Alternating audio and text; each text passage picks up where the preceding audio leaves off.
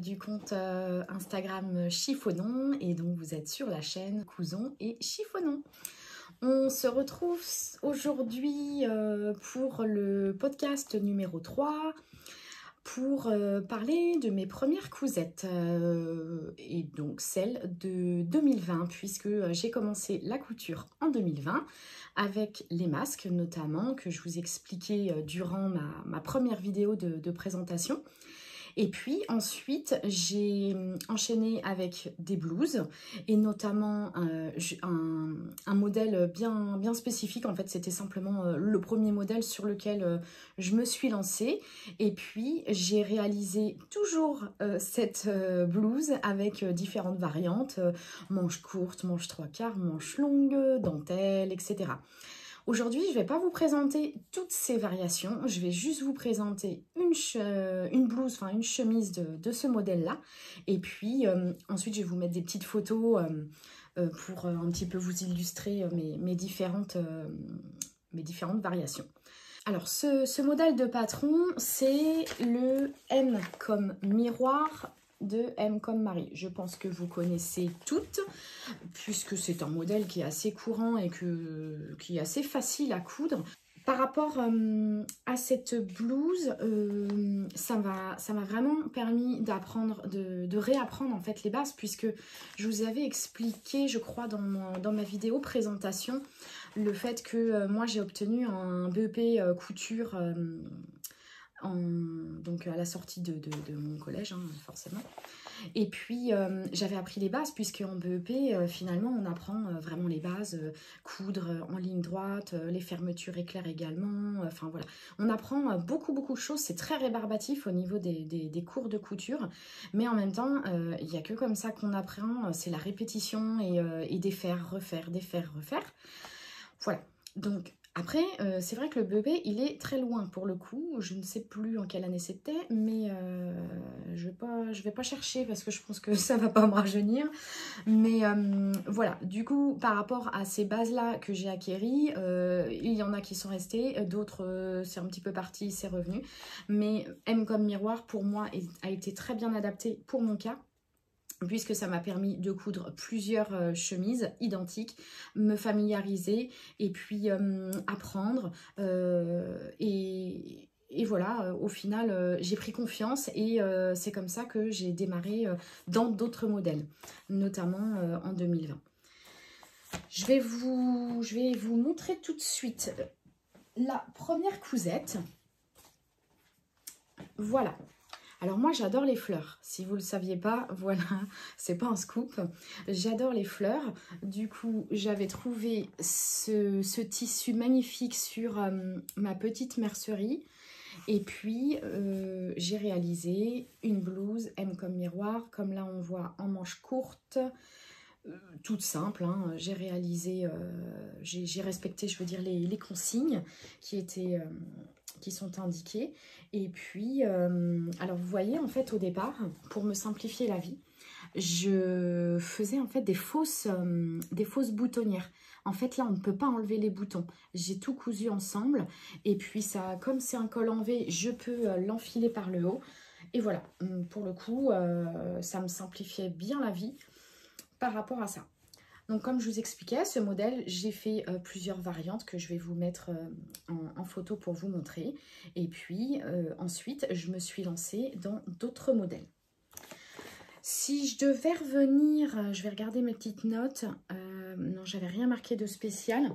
Si je devais revenir sur le patron M comme miroir, c'est-à-dire que j'ai cherché finalement à découvrir d'autres patrons parce que je ressentais, je pense que M comme miroir n'est pas adapté à ma morphologie, c'est-à-dire que au niveau des emmanchures, j'étais souvent étriquée, j'avais du mal en fait à faire des gestes comme ça.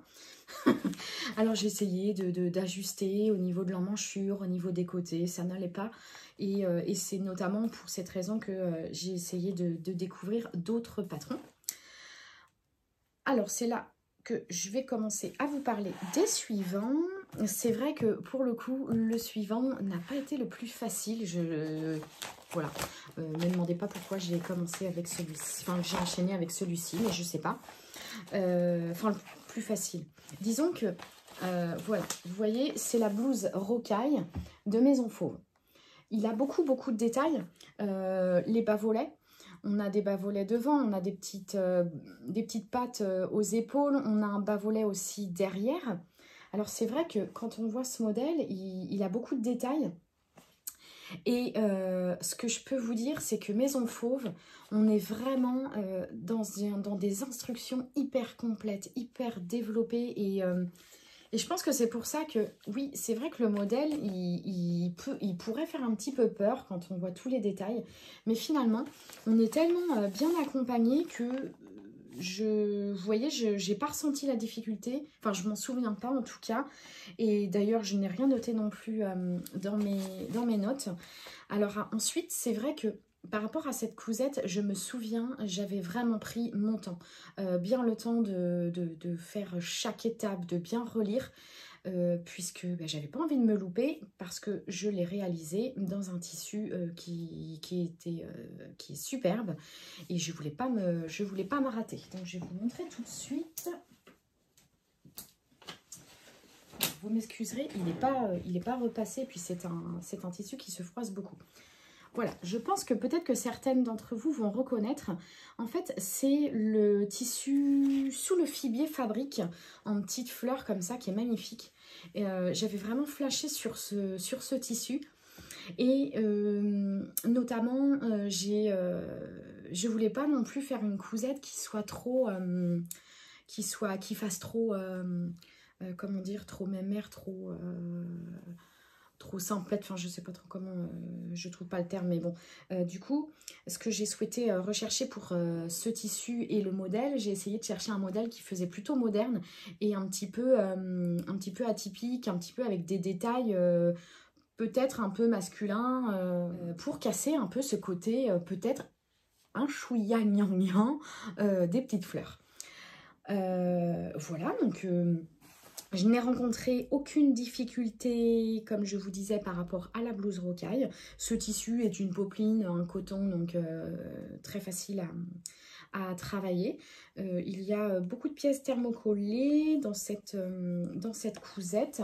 Et puis voilà, donc je fais le tour. J'avais donc notamment pour apporter un petit peu de modernité, j'ai mis en fait des boutons pression. Je trouve que voilà, c'est aussi la petite touche qui fait la différence pour cette blouse, pour apporter ce côté un petit peu moderne avec cet imprimé peut-être un peu petite maison dans la prairie. Voilà. Au niveau des manches, alors on n'a pas de poignée de main, vous voyez, c'est un simple ourlet tout simple. Je vois pas au niveau de la difficulté. Est-ce que... Alors attendez, excusez-moi, le temps de chercher dans mon truc. Je vais regarder si dans le livret d'instruction, ils disent la... C'est pas mon ordre, mon truc. Non, je vois pas. Je sais pas au niveau du niveau de difficulté, mais sur le site Maison Fauve, ça va être forcément noté. Alors, vous pourrez voir, mais comme je vous explique, moi je trouve que les patrons de chez Maison Fauve sont très très bien expliqués, donc ça se passe plutôt pas mal. Donc voilà pour cette cousette, cette blouse 2020 que j'ai commencé à coudre après les M comme miroir. M comme miroir, j'ai dû en faire, oh là là, je pense... vous voyez, 5 ou 6 quoi. Hein. Je me suis vraiment bien perfectionnée, ou je me suis vraiment mise en confiance avec la M comme miroir en début de mes cousettes. Alors ensuite, oui, je vais vous présenter le troisième patron qui est très connu, la chemise My Monster de chez Dress Your Body. Voilà, comme ici. La particularité, c'est qu'elle a beaucoup de variantes, notamment sur les cols. Ensuite, au niveau des fronces, on peut soit en faire des plus larges, des plus fines, etc. Voilà. Qu'est-ce que j'aurais à dire de plus? Ah oui, c'est vrai, je vois le bar à manches. Alors, ce qui est assez sympa, c'est qu'on peut télécharger l'extension bar à manches qu'elle appelle. Donc, du coup, ça permet d'avoir soit des manches courtes, des manches 3/4, des manches longues, avec des poignets également différents. Donc, ça, c'est vraiment chouette pour le coup, ce patron.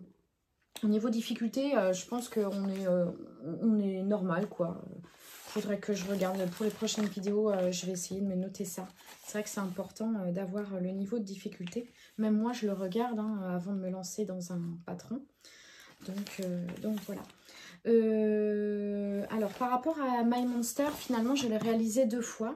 Donc, une première fois où j'ai réalisé finalement ce chemisier, mais sous forme de hack, comme une robe, vous voyez. Hop. Il y avait en fait le compte Instagram Mademoiselle Cyrielle qui avait proposé en fait un petit pas à pas, un petit tuto pour faire le hack de cette chemise My Monster en robe. Bon, finalement, il faut juste rajouter des centimètres hein, et puis je crois que elle a peut-être un petit peu raboté là sur le côté. Je me souviens plus trop, ça fait un petit moment que je l'ai faite hein, maintenant. Voilà, donc j'ai réalisé la robe My Monster qui n'existe pas, mais voilà, le hack de la chemise My Monster. Pas de difficulté, à part qu'à mon avis, au niveau du col, à quoi que là, c'est juste un pied de colle. Donc non, j'ai pas dû avoir trop de difficultés. C'est pour la chemise, je vais vous en parler après. Donc ici, j'ai pas eu de difficulté. On a des fronces ici. J'ai également mis des boutons pression. Et puis cette fois-ci, on a un poignet de manche hop, avec la petite fente indéchirable juste ici. Donc c'est vrai que ce patron permet d'apprendre à faire une fente indéchirable.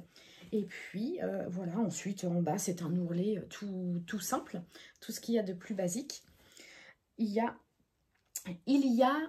sur cette robe un gros couac, c'est-à-dire on ne le voit pas en fait, c'est pour ça que il suffit que je le dise pour que vous disiez ah oui d'accord, je pense, hein, vous allez me redire ça en commentaire, mais vous voyez en fait j'ai mal coupé mon tissu, c'est-à-dire que les petites fleurs sont à l'envers. Voilà, donc bah maintenant vous n'allez voir que ça.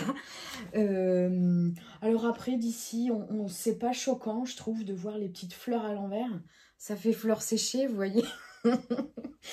Donc voilà, moi ça me dérange pas, hein. Je l'aime bien cette petite robe, je trouve qu'elle est mignonne, passe partout. Je l'ai surtout portée en hiver, je l'ai pas forcément portée au printemps là ou l'été, enfin qui est encore pas trop arrivé d'ailleurs, mais voilà. Donc rien de spécial à dire par rapport à ce patron My Monster. Je vais tout de suite vous montrer du coup la chemise où là j'ai vraiment réalisé le patron en tant que tel. Je l'ai respecté. C'est cette chemise ici que j'ai réalisée dans un coton que j'ai trouvé sur le site de Etsy. Alors attendez, je dois avoir sa carte pas loin si je la trouve. Bon, si je la trouve pas, bah, tant pis. Hein. C'est dommage. Non, bah écoutez, excusez-moi. Je vous mettrai de toute façon le petit lien de souvenir. Ça doit être la vendeuse Sigrid, je ne sais plus trop quoi. Voilà, donc j'aimais beaucoup cet imprimé et notamment l'objectif de cette cousette, c'était de réaliser un hack d'une chemise Cézanne. Je ne me souviens plus trop comment elle s'appelle cette chemise, mais en tout cas on est quasiment sur le même motif, à peine de la même couleur. Bon évidemment elle n'est pas identique, hein, mais voilà, moi je trouve qu'elle fait bien le job, donc elle me plaît beaucoup. J'ai réalisé les froufrous et cette fois-ci j'ai fait un pied de colle avec un col, et c'est là où je pense que je vais avoir des choses un petit peu à revoir, parce que à mon avis ça mérite d'être perfectionné cette histoire de col et de pied de colle. Donc je ne sais pas, il faudra que je la refasse et je pense que je ferai très attention, peut-être qu'il y a quelque chose que j'ai loupé. Sinon aucune difficulté, et justement c'est la première cousette avec de vraies boutonnières s'il vous plaît, oui. Alors voilà, les petits boutons et les jolies boutonnières. Il faut dire qu'aujourd'hui, avec les boutonnières automatiques de nos machines, franchement, c'est quand même le panard. Hein. Enfin, moi, je trouve qu'il n'y a aucune difficulté, mais c'est vrai que c'est le coup de se lancer. On a toujours un petit peu peur que la machine, elle fasse un espèce de gros nœud, que ça nous foute en l'air le tissu. Enfin, je pense que c'est un petit peu l'inquiétude de toutes les couturières.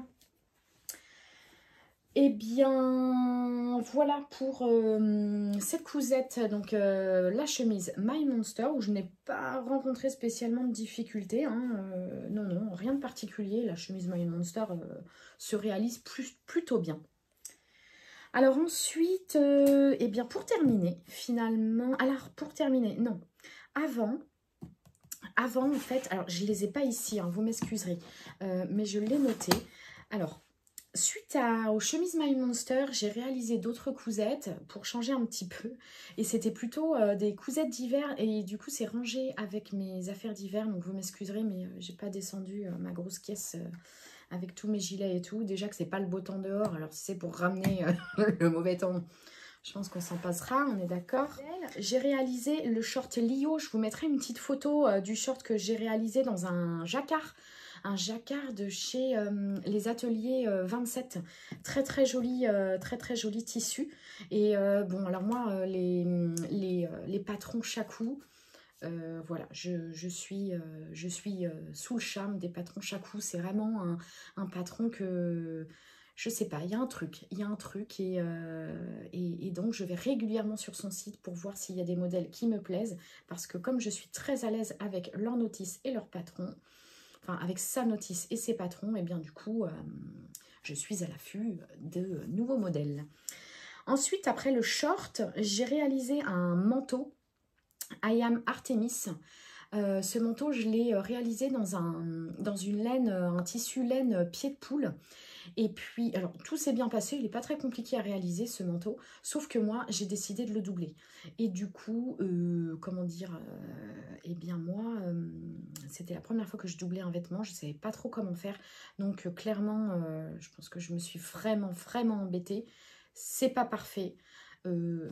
Mais bon, ça fait le job. La doublure, elle est à l'intérieur. En tout cas, en extérieur, elle est plutôt jolie. Et puis ensuite, toujours dans les vêtements d'hiver, j'ai réalisé un sweat, le sweat Prana. Ah, je sais plus, je vous mettrai la créatrice en fait de patron, parce que je ne sais plus. Sweat Prana dans un velours côtelé rose poudré, pareil. Je vous mettrai la petite photo pour illustrer cette cousette. Voilà, c'était mon premier sweat que j'ai totalement réalisé à la surjeteuse. C'était notamment mes débuts avec le jersey où je m'appropriais un petit peu. Et je vais terminer avec la blouse, enfin cette blouse-là. Cette blouse-là qui n'est pas un patron spécifique. C'est une blouse de base qu'on peut retrouver sur le magazine, sur le site internet Magazine Avantage. Je vous mettrai le lien ou la photo de la source en fait de la blouse, parce que vous allez voir que ça ressemble pas du tout à ça. Et puis à partir de cette blouse, Made in Estelle, son compte Instagram, donc Made in Estelle, a proposé des modifications en live, ce qui était très intéressant, parce que du coup on apprend pas mal de choses pour modifier un patron. Et puis ça donne ça. Alors voilà. Et ensuite, il y a un post Instagram où vous avez les différentes étapes de couture pour réaliser cette blouse. Je l'ai réalisée dans cette popeline de chez Un Chat sur un fil. Un très joli coton. Vous voyez que c'est quand même une blouse plutôt simple. Il y a un empiècement juste ici qui s'arrête, voilà, au niveau, donc, au niveau de là. Voilà. Et puis, pareil, au niveau du dos, on a un empiècement qui s'arrête ici, juste ici. On a une jolie petite goutte d'eau ici, fermée par un petit bouton, ce qui est très joli. Et ensuite, ce sont beaucoup de fronces. Donc, voilà. On a une partie fronce ici et encore une autre partie fronce ici. En soi, elle n'est pas très compliquée, cette blouse. Cependant, maintenant que je l'ai réalisée plusieurs fois, je la réaliserai comme ça, voilà, de façon assez naturelle, parce que je trouve que le post Made in Estelle, c'est pas assez détaillé et il manque des étapes, notamment par rapport à la parmenture. Alors Du coup, en fait, c'est à toi de choisir si tu mets une parmenture ou si tu mets un biais. Et du coup, il manque cette étape. Mine de rien, ensuite, au niveau des manches, eh bien, c'est un petit peu pareil. Tu te débrouilles pour le bas de manche. Voilà. Mais selon moi, pour réaliser cette blouse, il faut avoir réalisé auparavant pas mal, plusieurs blouses et plusieurs chemises pour comprendre un petit peu le mode de construction d'une chemise et d'une blouse. Comme ça, après, ça devient plus fluide pour réaliser celle-ci. Voilà, donc sinon, j'ai rien de plus à rajouter. Hein. Une petite cousette fort jolie. Sur celle-ci, j'ai pas rencontré de difficulté à part au niveau du poignet de manche, c'est-à-dire que vous voyez, il n'y a pas de bouton. Le poignet de manche est très étriqué. Donc ça veut dire qu'une fois que tu l'enfiles, tu l'as enfilé pour la journée. Tu vas pas faire les soldes avec cette blouse parce que à force de l'enlever, là, voilà, vous avez compris. Non, je déconseille. La prochaine fois, je ferai un poignet de manche avec un bouton qui s'ouvre et qui se referme pour pouvoir l'enlever et la remettre plus aisément.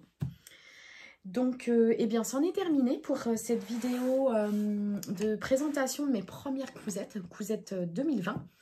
J'espère que ça vous aura plu, que ça vous aura peut-être inspiré, peut-être que ça vous aura aidé à vous lancer dans la couture. C'est vrai que par rapport à mes débuts, lorsque je me suis lancée dans la couture, je dirais que s'il y a une chose que j'ai appris et sur laquelle j'ai évolué, c'est que j'ai appris à défaire et à refaire. C'est-à-dire que maintenant, je n'hésite plus à découdre pour refaire une belle finition ou bien un petit pli qui est resté. Parce que mine de rien, eh bien, c'est important. Et puis ce petit défaut, on le verra toujours. Et finalement, on va perdre 5 minutes à découdre. Et voilà, et après, ça sera terminé. Je ne me prenais pas trop la tête à modifier un petit peu les choses qui n'allaient pas. Mais maintenant, je prends plus le temps. Et puis, je réfléchis en fait avant de coudre. J'essaye de visualiser, tiens, quand je vais coudre comme ça, qu'est-ce que ça va donner après? J'essaye de visualiser, quitte à ne pas hésiter à coudre en point large, ce qui permet au final de voir tout de suite le rendu et puis de coudre ensuite en point normal et d'enlever ce fil large. J'en ai donc terminé pour cette vidéo. Je vous remercie beaucoup pour tous vos commentaires sur mes 2 premières vidéos et je vous remercie beaucoup pour votre soutien. Je m'attendais vraiment pas, enfin c'est pas grand chose, hein, mais je m'attendais vraiment pas à voir autant en fait à penser qu'il y aurait autant de personnes qui regarderaient mes vidéos. Donc je suis surprise, étonnée et ravie forcément. J'espère que mes vidéos vont vous plaire et que ça va vous intéresser et que ça va vous apporter quelque chose. Je vais donc préparer le podcast numéro 4 ensuite qui portera sur mes cousettes du mois de mai-juin. Je vais essayer de vous faire ça un peu assez rapidement là durant l'été. Parce que bon, il n'y a pas que des cousettes d'été, mais bon, c'est vrai que notamment les imprimés, ils sont plus quand même printemps ou été. Et puis, n'hésitez pas en commentaire à me proposer des petites choses. Notamment, on m'a bien précisé qu'il n'y avait pas que des femmes qui regardaient les vidéos de couture. Et en effet, donc messieurs, bienvenue sur ma chaîne. Il est vrai que la couture n'est pas faite que pour les femmes, et bien au contraire. Donc voilà, n'hésitez pas en fait à me dire en commentaire les petites choses sur lesquelles je pourrais m'améliorer, parce que c'est le but, hein. Quand c'est dit avec bienveillance, il n'y a aucun souci là-dessus. Je vous souhaite en tout cas une belle journée ou une belle soirée, tout dépend à quel moment vous regardez cette vidéo, et je vous dis à très bientôt. Bye bye.